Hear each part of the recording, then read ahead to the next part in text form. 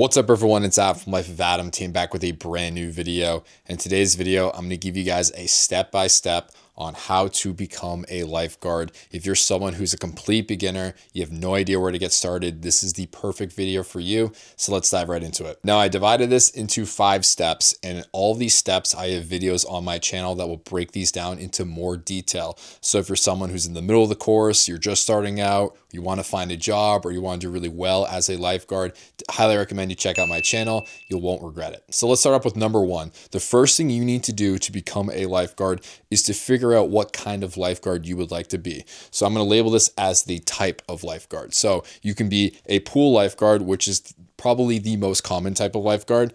And this also covers water parks. You can be a beach lifeguard, a waterfront lifeguard, so like any form of lake or beach, and even something more advanced, like you want to become a lifeguard instructor where you teach lifeguards certifications. That's something you can do down the line. But basically the whole point of this is to figure out what kind of path you want to go on, and there's certifications and specializations for each of these categories. So let's say for the sake of this example, I want to be a pool lifeguard. I figure out this is what I want to do. You completed step 1. So now here's step 2. Step 2 is you want to find a convenient class for you. And the reason why this needs to be convenient is because you're going to have to be there in person, learning all of the water skills, swimming in the pool, doing CPR, doing all of the lifeguard rescues. So if this class is very hard to get to and it's not convenient, do not enroll in it. A class will be anywhere from like 24 hours to 48 hours of training. You'll be about half and half. So half the time you're in the water, half the time you're in the classroom learning other stuff, learning knowledge-based stuff. And it'll mostly be on weekends. Maybe it'll be like one straight week after work for like 3 or 4 hours, or maybe it'll just be one weekend where you do like 10 hours per day, and then maybe there's a follow-up for the exam, something like that. But basically it'll be around this time frame, and make sure it's something that you can get to and something that you can focus up on. Now there's different types of like companies, I'll call it companies, that do lifeguarding courses. So the most popular one is the American Red Cross. This is the one that I did when I was 15. There's stuff like ALA, Ellison Associates, you could do Starguard, and basically they're all the same and they have their different variations. Like YMCA is another one, but basically no matter what, it'll be around this ballpark price range, anywhere from like 150 to 300 US dollars. And this number right here really isn't a lot, because once you start working as a lifeguard, especially if you're doing private events, swim lessons, all the stuff that you can do, you'll be making a lot more than that. But basically these are the type of offerings that you will see once you start diving into finding a class.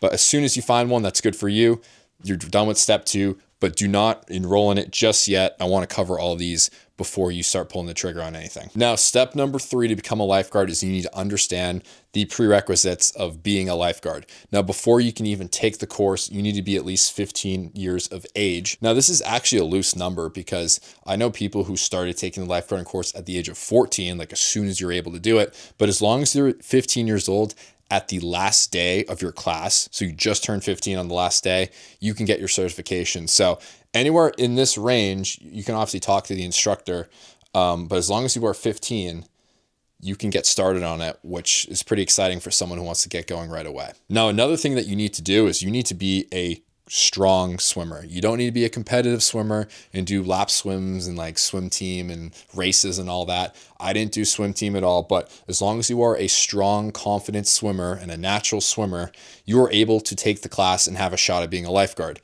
And the reason why you need to have a strong swimming ability, besides the fact that you're a lifeguard, is because on the first day of the course, you need to pass a swim test. And this is kind of like the thing where you go to a public pool and you want to use the diving board. You have to take like a deep end test to make sure that you can swim in water you can't stand. This is basically the lifeguard version of that. And I'm not going to dive into it too much, but here is just an overview.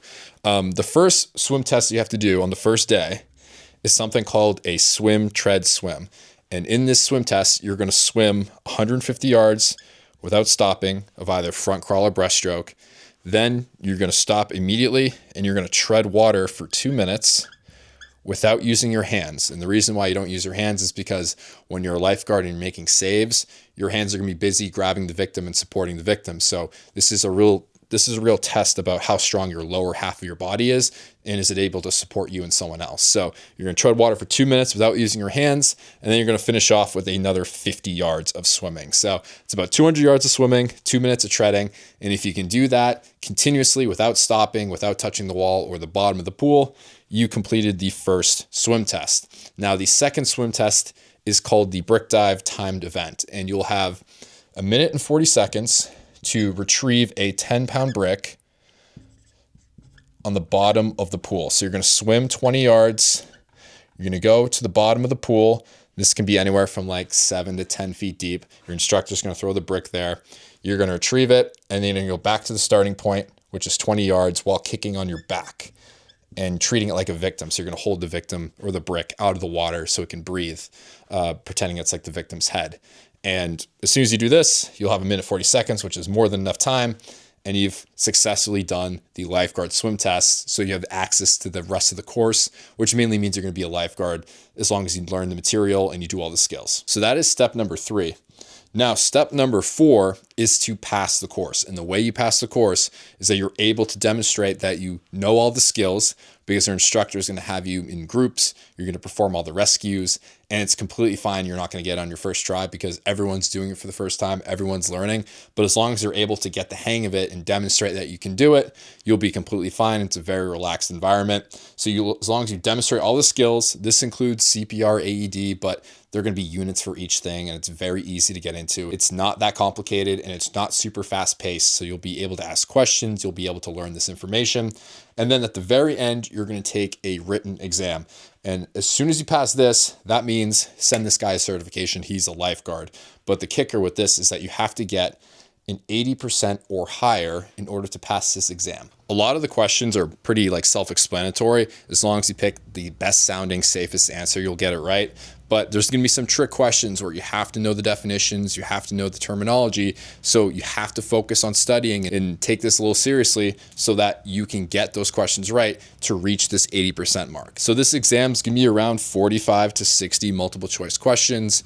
And there's going to be 2 answers that are really close to one another. But as long as you're able to decipher the best answer, you'll reach this mark and you'll be able to pass the lifeguarding course. So now all that's left is really you find a job that you want, a pool, a beach, a lake, and you interview, and then you start working.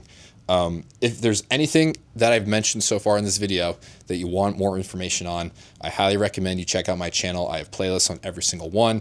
I make test question videos to help you study. I have breakdowns on how to pass the swim tests. I have job interview questions to help you prepare and get the job that you want. So definitely use my channel as a resource. Comment down below if you have any questions, and I hope you guys enjoyed this video. I'll see you on the next one. Thanks so much.